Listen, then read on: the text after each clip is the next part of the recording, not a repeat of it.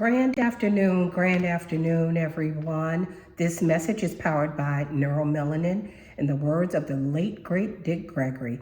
When the universe pick you and you put on the magic glasses, there are rules to go with them. First, you can never take the glasses off. Second, you don't see things as you want them to be. You see things as they are. And third, you cannot force anyone else to wear those glasses.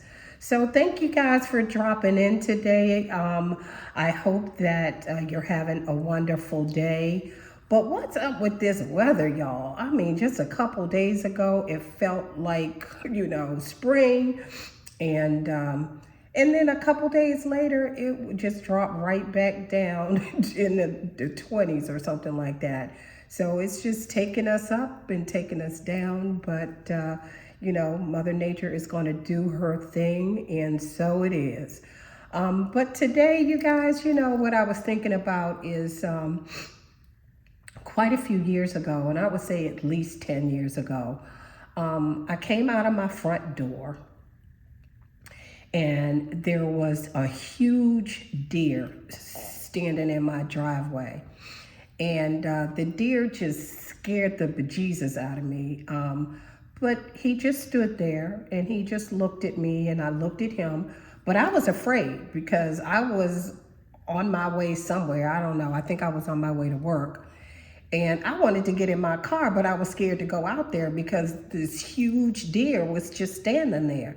So I tried to, just kind of shoo him away and, go ahead and leave me alone. Or I thought maybe I would scare him and he would leave, but he didn't. He just stood there and he looked, and I just waited. I didn't go out there. I just waited for him to get out of my driveway. But I went back in the house, or closed the door, came in the house, waited for a couple minutes, looked back out there to see if he was gone. So after doing that a couple times, the deer finally left. And I didn't think anything about it, but this was before I awakened, and this was before I got on my spiritual journey.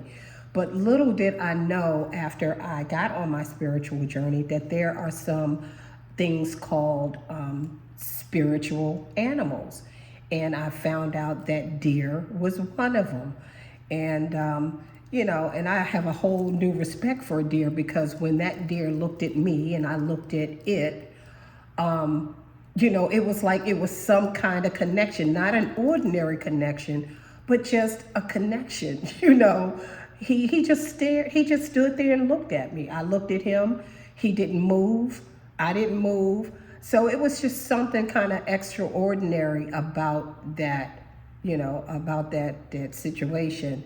And so I got to thinking about, spirit animals, what they are, the meaning of them. And so I just wanted to run down a few to you guys. And the first one is a bear. Bear symbolizes strength, confidence, introspection. A wolf symbolizes loyalty, deep intelligence, strong connection to one's instincts. Also, owls. Owls signify wisdom, intuition, and the ability to see what others miss. Hawks, they focus on perspective, clear-sightedness, and leadership. A fox, we all know how foxes are. They are cunning, they're very, very resourceful, and they're extremely clever. You know how that saying that we used to say that we are, clever as a fox? So that's a very, very good saying about foxes. And snakes, they have a sense of renewal, and they heal and they shed their skin, and then they grow new skin. So it's a thing of renewal with snakes. A flock of birds, they are considered to carry messages to you. So if you see birds, they are messengers. And of course, in those animals, it depends on where you live as well, because you don't normally see bears and wolves and things like that. But it just depends on where you live. But more of the animals that we may see are like, butterflies. And of course, they symbolize adaptability and personal growth.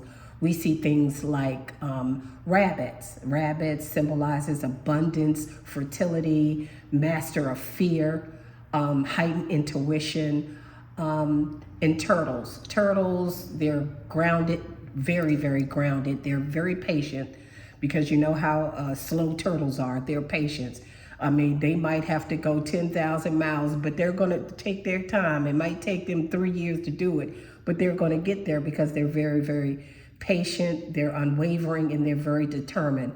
And also spiders, even though most of the time people are afraid of spiders, but spiders are very, very creative. They're webbing, they have their webs, they're weaving their webs, they're very patient, and they weave their own destinies.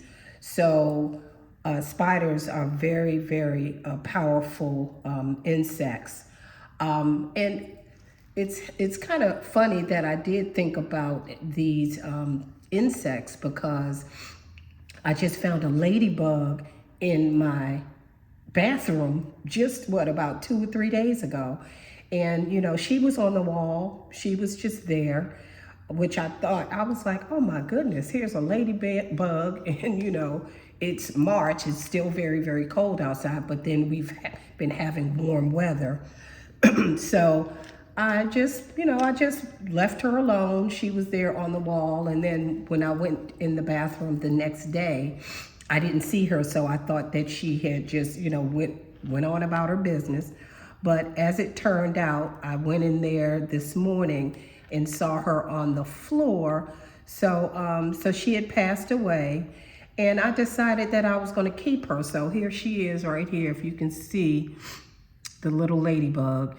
And I have a beautiful butterfly that's encased as well. They're such beautiful, beautiful creatures. And I'm just going to keep her. I'm just going to enclose her in this little case. I ordered something. I can't remember what it is, but I ordered something. It might have been some earrings or something. So I'm going to keep her, encased there. Just to remind me of how beautiful, nature is and how beautiful insects are. So speaking of insects, there is something called monitoring spirits as well.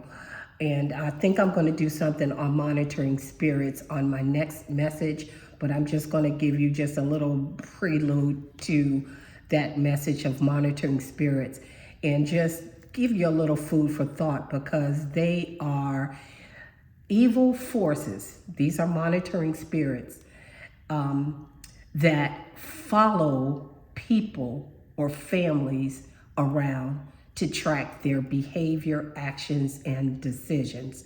And the monitoring spirits can be animals, insects, or actual people.